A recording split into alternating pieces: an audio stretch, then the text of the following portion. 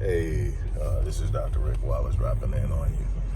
I was actually intending on doing this as a live, and I may supplement it with a live broadcast or stream a little bit later, but I'm sitting up. I got to go meet Marion to take something to her.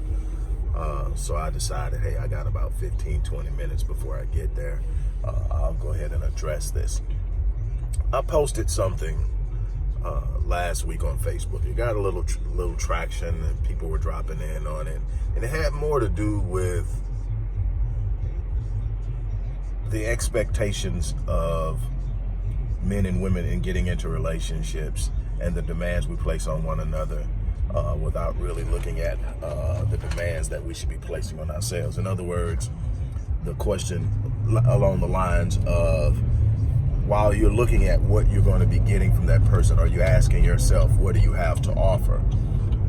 And it evolved into a discussion on economics, because the post that actually prompted my post was about women who bring nothing to the table. This was actually posted by a female. Women who bring nothing to the table and demand that a man rescue them out of poverty as a provider. And they equated that to the same thing as broken men coming to women and getting in relationships with them as their way of healing and mending. They said that it was unwarranted pressure. So I addressed it. I'm not gonna get into the principles of that, because I'm probably gonna do that in another video. But anyway, a person came along, and her response, out of all of that, some kind of way, she focused solely on the poverty issue, and said that poverty is completely a mindset. There's no way that you can use that old argument that the white man is behind it, and the white man, the old argument of blaming the white man is obsolete and archaic. She didn't use archaic, I'm using archaic. But basically that's what she's saying, it's ancient, it's outdated. Okay, so I answered and responded for me, in a manner which for me was succinct and short. Everybody knows I'm not a one-word, one-sentence person, except for when I have to be or when it warranted. Like, there's certain things I'm not going to give you a whole lot of explanation on. But when I think somebody needs an opportunity to understand something beyond what they understand, I try to be as clear and lucid as I possibly can in what I'm saying. So I explained it in a couple of paragraphs, which again is, for me, is brief. Anyway,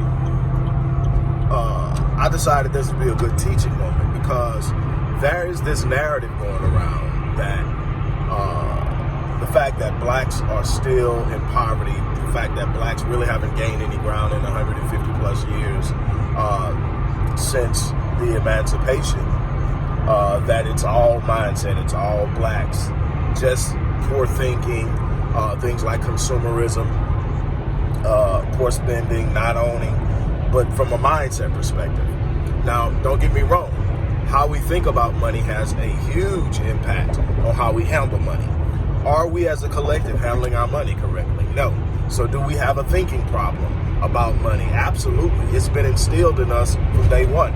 We've been instilled with the mindset that the way we measure up with whites is we meet them where they're existing. So in other words, we show them we can afford what they can afford. We can wear what they can wear. We can drive what they can drive.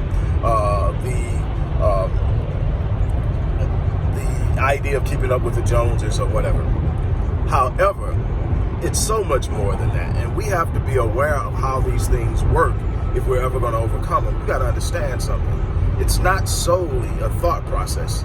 The person, the way they ended their little diatribe about it's a thought process, it's the way we think, is this ain't the 60s. Where we can blame the white people for everything, which is still a visual and a superficial observation of history. Because actually in the 60s, while we were getting hosed and having dogs sick on us and just literally years out of being openly lynched in the Jim Crow segregation era, we were actually economically better off. We owned our own movie theaters, our own cab companies, our own bus companies, our own restaurants, our own cleaners. We had an economy it was the desire to be accepted by whites that started to deteriorate that economy. So we're actually worse off now, but we've been given the illusion that we're doing better, because we people who are experience some level of success will buy into the narratives that it's all our fault. All we have to do is change our thinking. Yes, we do need to change our thinking, because we are horrible with money as a collective. There are those out there who are doing great, but a lot of us are spending money on things we don't need to. A lot of us are spending money into the white economy so that we can experience some of the things that whites are experiencing, without thinking about the fact that every dollar that we put into the white economy will never come back to us by them investing in what we need to be investing. So the moment the money is gone, the only way that we'll ever see it again is if we go out and earn it again, but we'll turn right back around and spend it right back into their economy. So we literally finance our demise by the way we handle our money. That is true. However, you cannot ignore redlining. You cannot ignore benign neglect. You cannot ignore the dated policies that are in effect now as far as lenders are concerned. You cannot ignore the fact that there are more than one study by more than one university that has been validated, peer-reviewed, and stands up to the mustard, that suggests that blacks are being discriminated on from everything from names that identify their ethnicity to other socioeconomic, social, and geographical markers that identify them as black. They're being discriminated against. So basically, the newer form of redlining is still in play when it comes to funding. Blacks don't have access to the same traditional funding for businesses that whites do. So you cannot say solely that it's because of the way we think.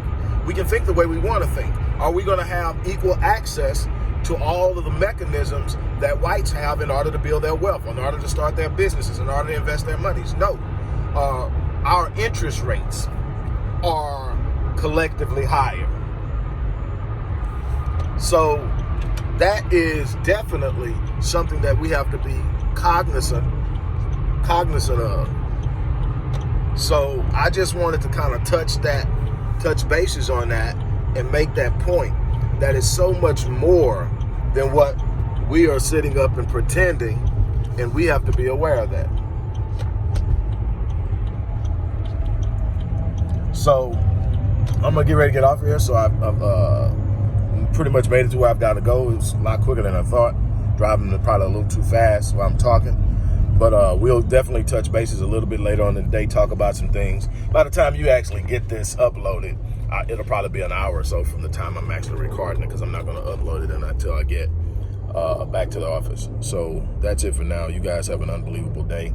I'm going to check out of here and do what I got to do for baby and get back to work. You guys have a great day.